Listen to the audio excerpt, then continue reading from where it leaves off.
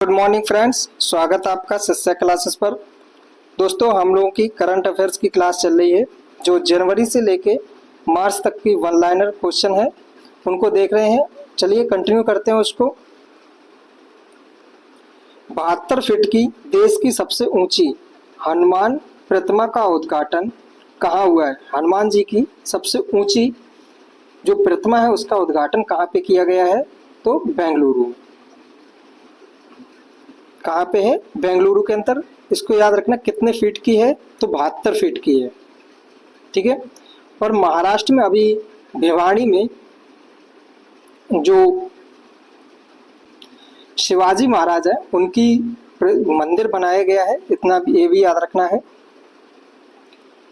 Entity locker किस मंत्रालय ने लॉन्च किया है? जो एनटीटी लॉकर है उसको किस मंत्रालय के द्वारा लॉन्च किया गया है? तो इलेक्ट्रॉनिक्स और सूचना प्रौद्योगिकी मंत्रालय। इलेक्ट्रॉनिक्स और सूचना प्रौद्योगिकी मंत्रालय के द्वारा एनटीटी लॉकर लॉन्च किया गया है। हिंद महासागर रिम एसोसिएशन का महासचिव किसे नियुक्त किया गया है? हिंद महासागर रिम एसोसिएशन का महासचिव जो है संजीव रंजन को चुना गया है। फ्लेमिंगो फेस्टिवल 2025 का आयोजन कहाँ हुआ है? फ्लेमिंगो जो फेस्टिवल है, त्योहार है, ये कहाँ पे मनाया जाता है? तो आंध्र प्रदेश में। ठीक है, तो इसका सही आंसर आंध्र प्रदेश। गंभीर रूप से संकटग्रस्त श्रेणी में शामिल और वर्ष 2040 तक लुप्त होने वाला याला ग्लेशियर कहाँ स्थित है? तो नेपाल में। क्वेश्चन बन सकता है कि याला ग्लेशियर कहाँ पे स्थित है? तो नेपाल के अंदर स्थित है और यह संकटग्रस्त है, तो इसलिए और ज़्यादा इम्पोर्टेंट बन जाता है। ठीक है, आप लोग कमेंट करके बताइए भारत का सर्वोच्च ग्लेशियर कौन सा है? सर्वोच्च ग्लेशियर कौन सा है? इस क्वेश्चन का आंसर बताइएगा। एडलमैन ट्रस्ट बैरोमीटर 2025 में भारत को कौन सा स्थान मिला है? तो कौन सा स्थान मिला है? तीसरा, एडलमैन ट्रस्ट बैरोमीटर। ठीक है, बैरोमीटर जो एक आप लोगों ने यूनिट पढ़ी होगी, यह वायु दाब को मतलब वायुमंडलीय दाब को नापने वाली एक इकाई है बैरोमीटर। ठीक है, ब्रांड फाइनेंस की आईटी सेवा रैंकिंग 2025 में किसे वैश्विक स्तर पर दूसरा स्थान मिला है? तो Tata consultancy services. Tata consultancy services को जो है ब्रांड फाइनेंस की आईटी सेवा रैंकिंग में दूसरा स्थान मिला है वैश्विक स्तर पर। केंद्र सरकार ने जीवाणुओं से शून्य अपशिष्ट बायोप्लास्टिक विकसित करने के लिए किस आईआईटी के सहयोग मतलब लिया है? तो आईआईटी मद्रास का सहयोग लिया है केंद्र सरकार ने, जो जीवाणुओं से शून्य अपशिष्ट बायोप्लास्टिक विकसित करने के लिए। तोप प्रणाली ट्राउजन 155 को भारत सरकार के द्वारा किस देश के सहयोग से विकसित किया जाएगा? तो फ्रांस। तोप प्रणाली है ट्राइजन 155।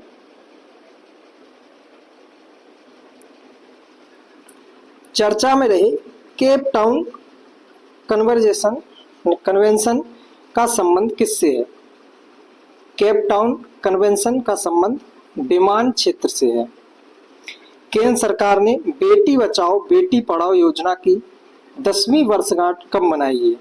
तो 22 जनवरी 2025 को। बेटी पढ़ाओ बेटी बचाओ परियोजना जो है योजना है, यह 22 जनवरी 2015 को शुरू की गई थी। और कहाँ से की गई थी शुरू? तो पानीपत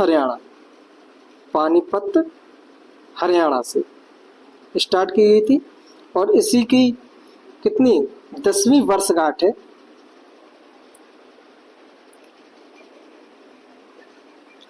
23 जनवरी को मनाए जाने वाले राष्ट्रीय पराक्रम दिवस का संबंध किससे है? तो राष्ट्रीय पराक्रम जो दिवस है यह नेताजी सुभाष चंद्र बोस के जन्म दिवस के रूप में मनाया जाता है। ठीक है, अब बात आती है जो नेताजी सुभाष चंद्र बोस हैं, इन्होंने इंडियन नेशनल कांग्रेस की अध्यक्षता कब कब की थी और कहाँ कहाँ की थी। एक तो हरिपुरा 1938 हरिपुरा अधिवेशन, हरिपुरा कहाँ पे है तो गुजरात, इसकी अध्यक्षता की। दूसरा 1939 में त्रिपुरी अधिवेशन, त्रिपुरी अधिवेशन ये कहाँ पे तो मध्य प्रदेश में, इसकी भी अध्यक्षता की। परंतु महात्मा गांधी चाह रहे थे कि पट्टाभी सीतारमैया को जो है कांग्रेस का इस समय 39 में अध्यक्ष चुना जाना चाहिए, परंतु चुन कौन गए थे, सुभाष चंद्र बोस। परंतु जो गांधी जी हैं उनको नाराज भी नहीं करना चाह रहे थे ये, तो इन्होंने इस्तीफा दे दिया अपने अध्यक्ष पद से। जब इस्तीफा दिया तो उसके बाद में राजेंद्र प्रसाद को 1939 में अध्यक्ष चुना गया। उसके बाद में इन्होंने इस्तीफा देने के बाद में 1939 में ही फॉरवर्ड ब्लॉक की स्थापना की। किसकी स्थापना की, फॉरवर्ड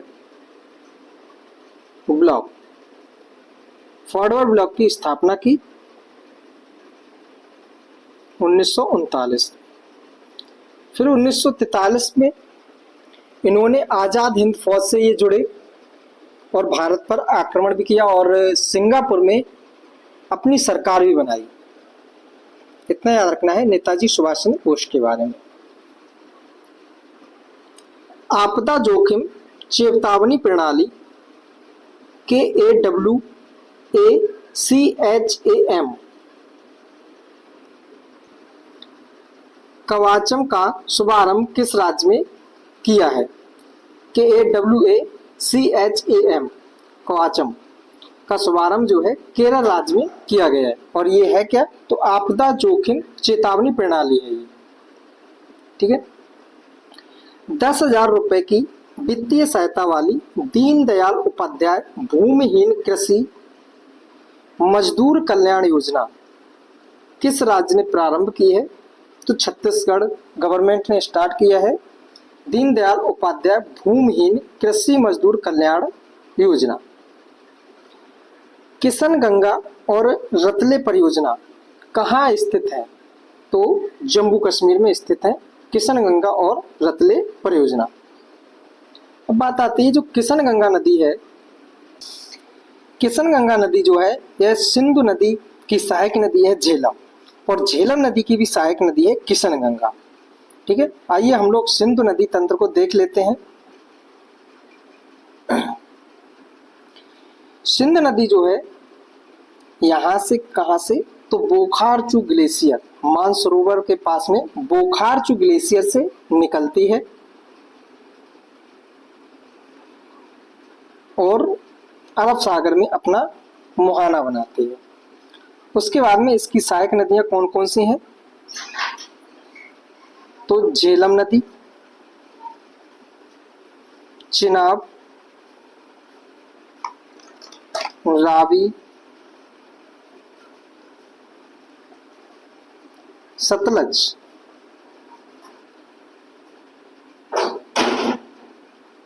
और यहाँ पे ब्यास नदी। ठीक है, तो सिंधु नदी कहाँ से निकलती है, बोखारचू ग्लेशियर से, बोखारचू ग्लेशियर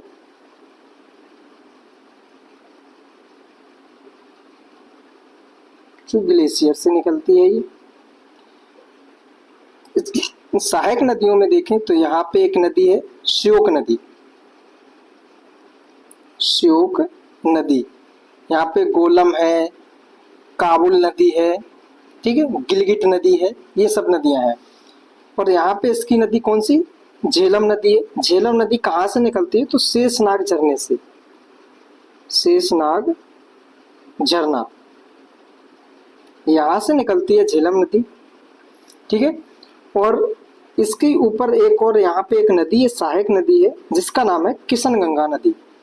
कौन सी नदी है, किशन गंगा नदी, किशन गंगा नदी। ठीक है, जिसके ऊपर किशनगंगा परियोजना भी स्थित है। झेलम नदी जो है यह कौन सी नदी है? झेलम नदी। ठीक है, झेलम नदी के किनारे बुलर झील भी स्थित है और श्रीनगर भी झेलम नदी के किनारे स्थित है। झेलम नदी पर कुछ परियोजना है, उसको याद रखना है। कौन कौन सी है? तो उरी परियोजना, उरी, तुलबुल परियोजना, तुलबुल परियोजना, उरी परियोजना, तुलबुल परियोजना। ठीक है, ये किस पे है? तो झेलम नदी पर है। उसके बाद में चिनाब नदी। चिनाब नदी दो नदियों के मिलने से बनी है, चंद्र और भागा। चंद्र और भागा नदियों के मिलने से बनी है कौन सी नदी? चिनाब नदी।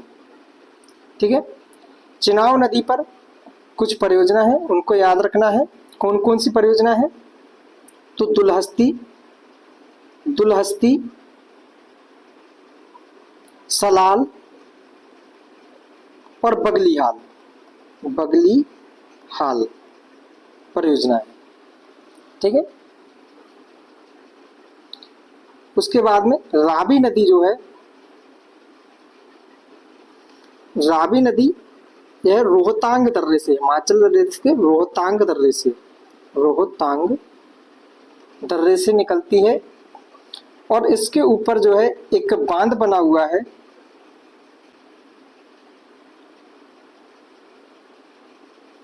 कौन सा बांध है? तो रंजीत सागर बांध।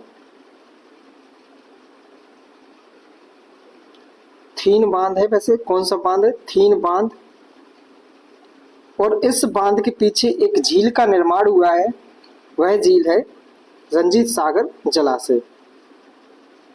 रंजीत सागर। ठीक है, कोई भी नदी है उसके ऊपर अगर बांध बनाया जाता है तो उसके पीछे झील का निर्माण होता है। तो थीन बांध बना हुआ है और उसके पीछे कौन सा सागर है? तो रंजीत सागर। उसके बाद में यह नदी आती है एक, कौन सी है? तो सतलज नदी। सतलज नदी कहाँ से निकलती है? राकासताल से। राकासताल मानसरोवर के पास से सतलज नदी निकलती है और भारत में जो है शिपकिला दर्रा से प्रवेश करती है। शिपकिला दर्रा से प्रवेश करती है। जैसे ही हिमाचल प्रदेश में पहुंची, हिमाचल प्रदेश में जो है एक परियोजना है नाथपा झाकरी परियोजना। नाथपा झाकरी परियोजना। ठीक है, नाथपा झाकरी परियोजना इसके ऊपर स्थित है। उसके बाद में हरियाणा और पंजाब, इनकी सीमा पर दो बांध बने हुए हैं, भाखड़ा और नागल। वो भी किस नदी पे है? सतलज नदी पर। भाखड़ा और नागल बांध है। ठीक है, उसके बाद में एक सहायक नदी इसकी भी है। कौन सी नदी है? ब्यास। ब्यास नदी जहां पे मिलती आके, वहां पे कौन सा स्थान? कपूरथला। पंजाब में कपूरथला है, कपूरथला के में ही एक स्थान है हरके, और हरके से जो है एक बैराज निकाला गया जिसका नाम है हरके बैराज। हरके बैराज। और आगे चल के जो है हरके बैराज जो है इसका नाम क्या कर दिया गया? इंदिरा नहर। इंदिरा नहर। ठीक है, बैराज और बांध में अंतर क्या होता है? बैराज जो होता है वो पानी की दिशा को, कुछ दिशा को मोड़ देता है। जैसे नदी आई और नदी बह रही है तो यहाँ पे कुछ लगा के ब्लॉकेज करके और इस तरह से यहाँ पे पानी की दिशा को मोड़ दिया। परंतु बांध होता है वो पानी को क्या कर देता है? स्टोर कर देता है, रोक देता है। ठीक है, तो ये बैराज कौन सा? हरके बैराज था और उसको बाद में इंदिरा नहर के नाम से जाना गया। जो ब्यास नदी है यह कहाँ से? तो ब्यास कुंड से निकलती है। ब्यास कुंड से। आइए, आप लोग सिंधु नदी तंत्र को अच्छे से समझ गए होंगे। चलिए हम लोग फिर से चलते हैं अपनी क्लास के ऊपर। ग्लोबल फायर पावर इंडेक्स 2025 में भारत को कौन सा स्थान मिला है? तो कौन सा स्थान मिला है? चौथा स्थान मिला है। ग्लोबल फायर पावर इंडेक्स में भारत को 2025 में कौन सा स्थान मिला है? तो चौथे नंबर पर स्थित है। ग्लोबल डेटा की शीर्ष 2025 वैश्विक बैंकों की सूची में किस भारतीय बैंक को शामिल किया गया है? किसको शामिल किया गया है? HDFC बैंक और ICICI बैंक और SBI बैंक को जो है ग्लोबल डेटा की शीर्ष 25 वैश्विक बैंकों की सूची में शामिल किया गया। सुभाष चंद्र बोस आपदा प्रबंधन पुरस्कार 2025 के लिए किसे चुना गया है? इंपॉर्टेंट क्वेश्चन है, इसको याद रखना। INCOINS इन कॉइन्स को जो है सुभाष चंद्र बोस आपदा प्रबंधन पुरस्कार 2025 के लिए चुना गया है। ठीक है। वर्ष 2025 में फिडे शतरंज विश्व कप का मेजबान देश कौन है? तो अपना देश भारत है। ठीक है। फिडे शतरंज का जो होगा विश्व कप, उसका मेजबान कौन करेगा? भारत करेगा। भारत के पहले CSIR मेगा इनोवेशन कॉम्प्लेक्स का उद्घाटन कहाँ हुआ है? इंपॉर्टेंट क्वेश्चन है, भारत का पहला है। भारत के पहले CSIR मेगा इनोवेशन कॉम्प्लेक्स का उद्घाटन मुंबई में किया गया है। भारत का पहला एयर टैक्सी प्रोटोटाइप क्या है? भारत का पहला एयर टैक्सी प्रोटोटाइप शून्य लॉन्च करने वाली एरोस्पेस स्टार्टअप सरला एविएशन का मुख्यालय कहाँ पे है? तो बेंगलुरु में। ठीक है। स्वामित्व योजना के तहत संपत्ति कार्ड वितरित करने वाला पूर्वोत्तर का पहला राज्य कौन सा है? तो मिजोरम है, जिसने स्वामित्व योजना के तहत संपत्ति कार्ड वितरित किया है और यह पूर्वोत्तर राज्य का पहला राज्य है। पांगसाउ दर्रा अंतरराष्ट्रीय महोत्सव 2025 कहाँ हुआ है? तो अरुणाचल प्रदेश में। 55वें वर्ल्ड इकोनॉमिक फोरम में किसे क्रिस्टल अवार्ड से सम्मानित किया गया है?